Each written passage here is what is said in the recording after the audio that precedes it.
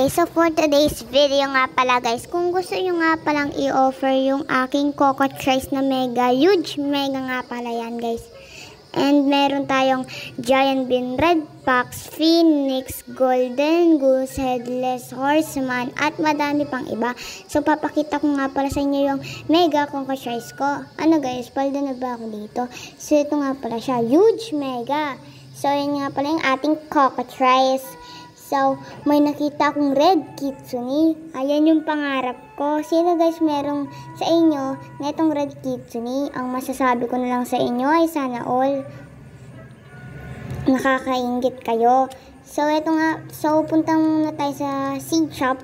Tignan natin yung restock. Parang guys, nakakainip na yung Grow a Garden. Dati, mas nakaka-excite siya. Pag may nag-restock, masaya ka. Pero na yan, madali mo na lang makuha yung mga gusto mong seed. Mag-update ka lang na mag-update. May makukuha ka dyan magagandang mga seed. Prismatic, Transcended. Kahit iba-iba pa yan.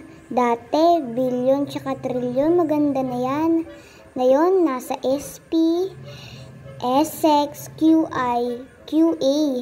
Diba? May quadrillion, may SX, ganun-ganun. Ang bilis natin yumaman dito sa larong Grow a Garden. Parang nakakainip na dati. Million-million yung mga naglalaro dito. 24 million. Kahit walang admin abuse.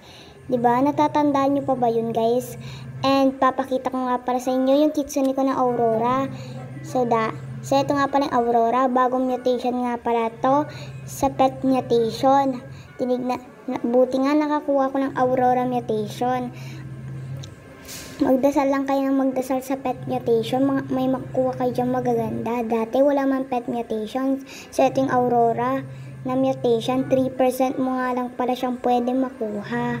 So sobrang saya ko nga nung nakuha ko yung Aurora mutation. Tapos nga pala guys, ito nga pala yung pet mutation. Malaking natulong yan sa mga pets ko. So ito nga pala yung kitsune ko na Iron Skin. Naiyak nga ako sa Iron Skin kasi wala na siya sa pet mutation.